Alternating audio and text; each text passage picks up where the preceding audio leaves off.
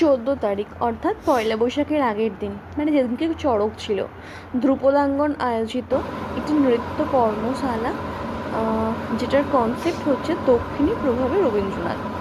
আমাদের স্যারই সমস্তটা মানে আয়োজন করেছিলেন আর কি, আর সঙ্গে সুমনাদি।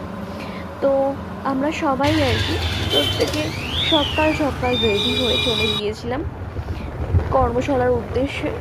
মাঝে হাজব্যান্ডের বাইকের তেল শেষ হয়ে গেছিলো, অনেকটা রাস্তা তো, তাই আবার তেল ভরে নিলাম। তারপরে আবার রওনা দিলাম আর কি রিসর্টের উদ্দেশ্যে।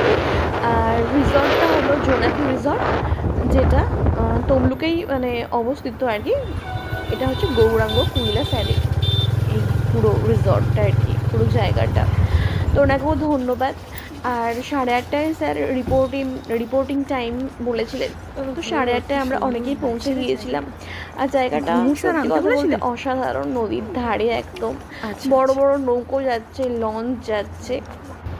তো গিয়ে দেখলাম যে মোটামুটি অনেকেই পৌঁছে গেছে 8:30টার সময়। তো একটু ভিডিও করে নিচ্ছিলাম সবার আর কি, আমাদের ওয়ার্কশপটা শুরু হওয়ার আগে আর কি। তো যে যার মতো করে সুন্দর করে রেডি হয়ে শুরু করলাম আমাদের ওয়ার্কশপ।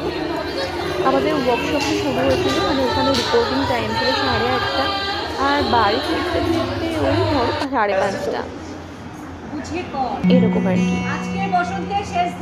তো সবাই মিলে ওয়ার্কশপটা করলাম, খুব ভালো লেগেছে, সব কিছুই খুব সুন্দরভাবে হয়েছিল। তারপর ছিল লাঞ্চ ব্রেকে ছিল আলু ভাজা, 4 রকমের স্যালাড, গাজর, শসা, টমেটো, পেঁয়াজ, তার সঙ্গে ভাত, ডাল, সরু সরু চালের ভাত। আমি তো একটু সরু সরু চালের ভাত খেতে ভালোবাসি। তো যাই হোক, তার সঙ্গে ছিল ননভেজ ভেজ দুটোই ছিল আর কি। আর এই যে এখানে কটা মাংস খেলি রে? 5-6টা মনে হয় খাওয়া হয়ে গেছে। 10টা খেয়েছিস? ও মা গো।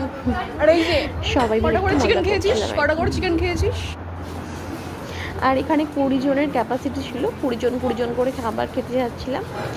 আর সব মিলিয়ে সব কিছু খুব ভালো হয়েছে। এই যে ভাটা, মানে যখন বাড়ি ফিরছি তখন ভাটা হয়ে গেছে, নদীর জল প্রায় অনেকটা শুকিয়ে গেছে। তো দেখলাম সবাই হেঁটে হেঁটে মাছ ধরছে। তো এইবার বাড়ি যাওয়ার টাইম, সবার সব কিছু শেষে বাড়ি চলে গেলাম। সব কিছু খুব সুন্দরভাবে হয়েছিল ওই দিন। স্যারকেও অনেক ধন্যবাদ, প্রণাম, ম্যামকেও অনেক ধন্যবাদ।